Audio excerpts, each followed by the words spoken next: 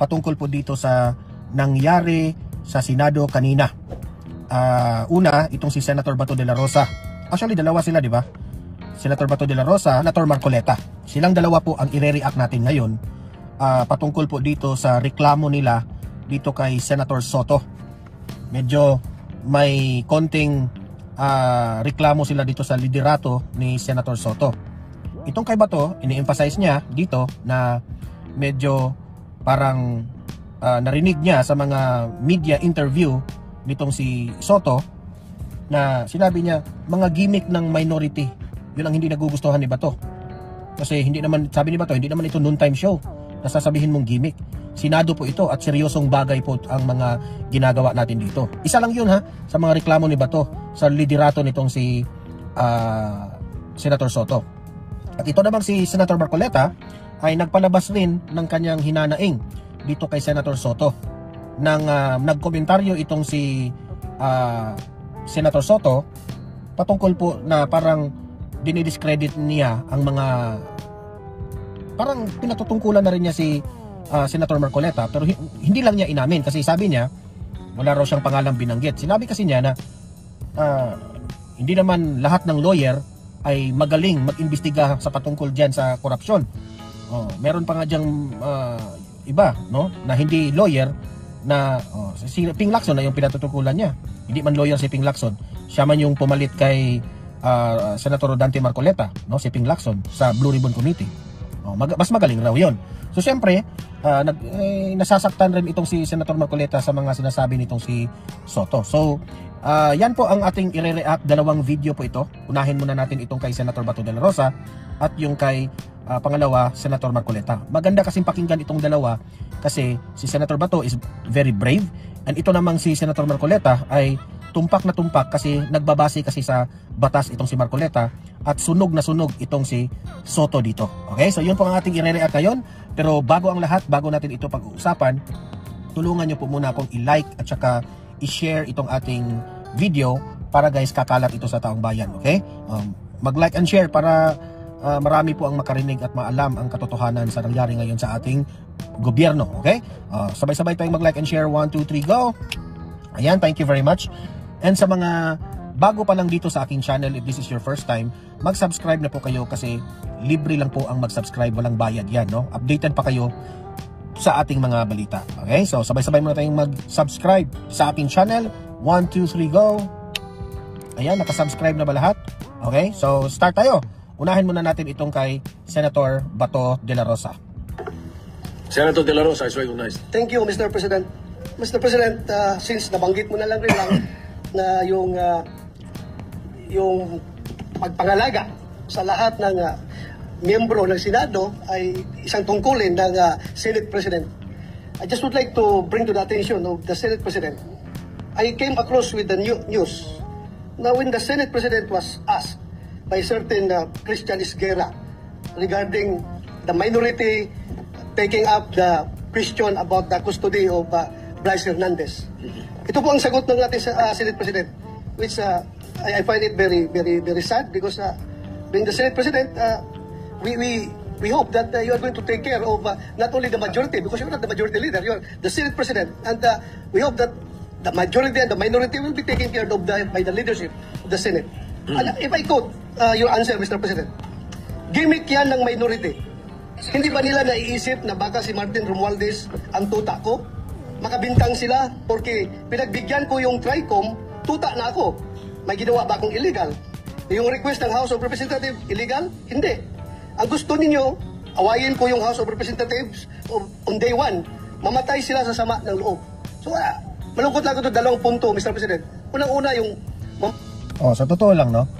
Marami pong humahanga dito kay Senator Bato sa ginagawa niya dito. Kasi, prangka matapang, no? Hindi po siya nahiyang sabihin kay Senator Soto na masama ang loob niya sa sinabi nitong si Senator Soto. Sunog siya dito si Senator Soto ito. Patay sila sa sama ng loob. Kami, Mr. President, hindi mo po kami mapatay sa sama ng loob dahil hindi na po masama ang loob namin dahil tanggap na namin na kami ang minority. Ang kinasama lang ng loob namin is bakit kailangan pang patayin kami sa sama ng loob? Hindi na po masama ang loob namin. Tanggap na namin na kami minority. At pangalawang punto, Mr. President, gimmick lang. Ito pa yung na-observe ko kay Senator Bato, ha. Yung mga expression niya, ang galit niya, ang ikinasama niya dito kay Soto, genuine eh. Hindi plastic. Okay? Na kay Soto na yan kung paano niya ito tatanggapin. Di ba? Ito, patuloy. Minority yan. Ang Senado po, hindi po ito noon time na TV show na puro gimmick ang ating titingap dito. Kami po ay ang galing ng banat ni Bato doon, ha, na nabanggit niya yung noontime show na hindi ito gimmick. Kasi ginamit mo yung word na gimmick, Senator Soto. So sinabihan siya na hindi po ito noontime show. Actually, patama yun eh, na artista ka. Galing ka sa Itbulaga, noontime show. Hindi po ito noontime show. Senado po ito. Mambabatas po tayo. Bakit mo gagamitin ang word na gimmick? Di ba? Irresponsible ka, Senate President ka. Sasabihin mo yung minority na gimmick? Di ba? Ayan tuloy, binanatan ka ng Bato. May konting pitik eh. Yun ang na-observe ko. Konting pitik na parang natatamaan. Artista ka lang eh. Artista ka. Kung sanay ka dyan sa mga gimmick-gimmick nyo sa Itbulaga, sa noontime show, huwag nyong tularan, huwag kang magbanggit ng gimmick-gimmick sa minority. Kasi seryoso yan sila. Ang pinag-uusapan natin dito, buhay ng taong bayan. Ninakaw ang pera ng taong bayan tapos sasabihin mo gimmick-gimmick. Utot mo, ha? nag-raise dito na legitimate issues which requires legitimate attention. So Mr. President, ako po'y nalulungkot, which brings me to my parliamentary inquiry, Mr. President, na yung si Bryce Hernandez, yung kanyang custody was transferred, physical custody, I'm talking about physical custody, was transferred from the Pasay City Police Station to the Senate Sergeant at Arms room. Through yung from correction, from Camp Crame to Pasay, it was done through plenary action. Now, lately we heard that he was again transferred from Pasay to the Senate without plenary action. This is my parliamentary inquiry. Kung is a parliamentary action can be subverted by an action which is not a parliamentary action? Yun lang tanong ko. Matter of procedure lang, Mr. President. Dahil kung ganun, kailangan klaruhin natin yung ating rules. Thank you, Mr. President. Before I recognize the majority leader to... So, yan na-realize. Dito ito yung nakita ko sa nangyaring ito. Parang na-realize ni Senator Soto na hindi pala basta-basta itong si Senator Bato. Kasi akala niya, siguro, na yun pa rin si Bato. Kasi nagtagpo na naman sila dito sa 20th Congress. Meaning to say, noong time na rookie pa itong si Senator Bato, hindi masyadong lumalaban itong si Bato di ba? Pero ngayon, pagbalik ni Soto dito sa Senado, wala na. Lumalaban na. Marunong nang magprangka si Bato. Baka akala niya, in small time niya si Bato. Alam mo, Tito Soto, mas magaling pa nga yan sa inyo, itong si Senator Bato. Magaling pa yan. Ikaw, naging konting may kaalaman ka lang sa Senado because matagal ka na dyan. Diba? Paulit-ulit ka na naging senador. Pero yung mga prinsipyo mo at yung mga yung balimbing ka rin kasi po, nalilink ka ngayon dito kay Vico Soto. Kasi kaaway, si Vico Soto at si Diskaya, parang kinakampihan niya itong si Vico Soto ngayon, sasabihin na parang hindi ito pamumulitika. Anong hindi pamumulitika?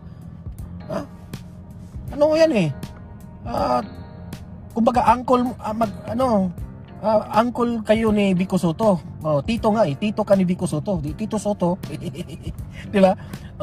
So si Vico Soto binabatikos ngayon kasi ang focus lang niya si Diskaya anong binatikos mo kay Diskaya? Si Diskaya nagprangka na nga nagsabi na nga ng totoo na si Martin Romualdez yung binibigyan nila ng 25%, Zaldico 25%, tapos ngayon si Vico Soto ang idinidiin niya, ang kanyang mga biniblame si Diskaya na sinungaling si Diskaya, di ba? So ikaw Tito Soto, para yung taong bayan ay maiiwasan nilang sabihin na ikaw ay tuta ni Romualdez, makinig ka sa mga kapwa senador mo dyan. Mas pinakikinggan mo pa ang House of Representatives kaysa mga senador Anong tawag sa'yo? Tuta ka. Anong gustong gawin ni Bryce? Kung saan siya gustong makulong, pinapayagan mo, di ba? Ngayon si Bryce gusto na naman niya doon sa Senado. Pumunta na naman sa Senado, di ba? Tama nga yung sinabi ni Jinggoy Estrada na kung anong gusto ni Bryce, sinusunod nyo. Yun pa ang nagsisinungaling, yun pa ang sinusunod ninyo, di ba? On record, the recommitment of Mr. Hernandez. When I said mamatay sila na sama ng loob, we were addressing the trolls. Because that's the trolls Alam mo, reason mo na lang yan. Kasi nasabi mo na eh. Rarason ka pa, ang obvious na eh. were saying something to that effect. Na misunderstood nila completely. No? I'm not supposed to do this. I'm not supposed to answer you here in the rostrum, but I cannot help but do that because you took the floor. And parang sinisita mo yung Senate President, which is very unparliamentary. Hindi unparliamentary. Prangka lang si Bato. Natamaan ka eh. Nasasaktan yung ego mo eh. Huwag ka nang magrason pa. But nevertheless, I will answer you. Like for example, yung sinasabi nila na sumunod daw ako kay Martin Romualdez. Just because I mentioned that Martin Romualdez called me, does not mean that ako'y sumunod sa kanya. The request was coming from the House of Representatives. And the request was to retain Hernandez in Congress. At doon ako hindi pumayag. Is that being tuta? So you cannot help but also think na sasama ang loob ko pag binibintangan ako ng salita. Hindi po ba? So ayun, anyway, mabuti na yung masagot natin yan. At sinasabi ko sa kanila, yung mga trolls yung mga sinasagot namin. Ngayon, to answer the issue of Mr. Hernandez. Ikaw naman, Soto, bakit mo kasi mag-answer ka ng trolls? Di ba? Ang pinag-uusapan natin dito, senador to senador. Rason ka pa sa trolls eh. The majority leader may read the recommendation or the recommitment of Mr. Hernandez to the Senate custody. Yes, Mr. President. Mr. President, with the permission of the body, we made a study on the action that transpired the last 2 days on the recommitment of Bryce Hernandez dito po sa atin sa Senado. To put on record, this is how it transpired. Last week, it was requested by, of course, the House of Representatives that we detain him in the House of Representatives. Hindi po kayo pumayag. Ang sabi nyo, kung ganun po ang gusto ni Hernandez kasi ayaw nyo pong bumalik dito, ang sinabi mo, hindi pwede. Dapat neutral and safe area doon po sa PNP Custodial Center.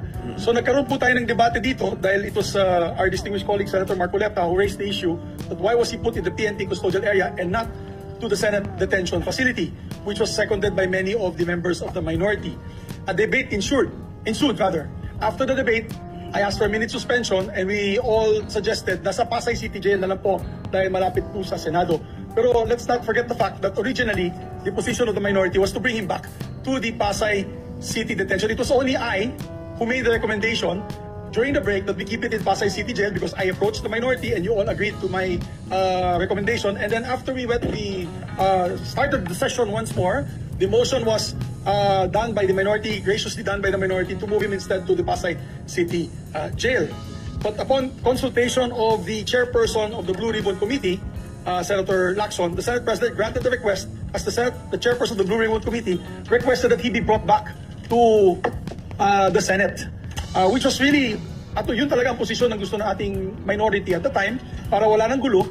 Pumayag po kayo, nandito na lang sa Senado at may request na rin po, for the record, may sulat po si Bryce Hernandez, ang abogado niya, na ibalik siya dito at yan po ay confirmed sa kanilang hearing this morning for his writ of amparo before the Pasay City Regional Trial Court. Sinabi po ay doon na lang po ako sa Senado ilagay. So, the Senate President acted on the request na gusto ibalik na lang po. Dito tayo naman po ang may kustodiya niya sa kanya. At as a matter of fact, while watching the press con of our distinguished colleague, Senator Marcoleta, nung tinanong sa kanya, sinagot po ni Senator Marcoleta ay tama naman po yan, dapat talaga dito siya sa Senado kasi tayo po ang may kustodiya. Sinabi po ng ating mahal na senador yun. So we also pursuant to Article 6, Section 6 of the rules of the Blue Ribbon Committee, which states, a witness cited in contempt may be ordered to be detained in such a place, be designated by the committee or concurrence of the Senate President by either the... Alam nyo, ang comment ko lang dito kay Mig Zubiri, na insecure ito kay insecure ito kay Cheese Escudero. Kaya nga siya isa sa mga pumayag na palitan itong si Cheese Escudero, di ba? Pero alam ko naman na itong si Senator Mig Zubiri ay sang-ayon rin naman ito kay Senator Marcoleta. Pero si Cheese Escudero lang ang punteriya dito. Insecure. Pero ganun pa man, patuloy lang siya, no? Na kung saan yung tama, doon siya.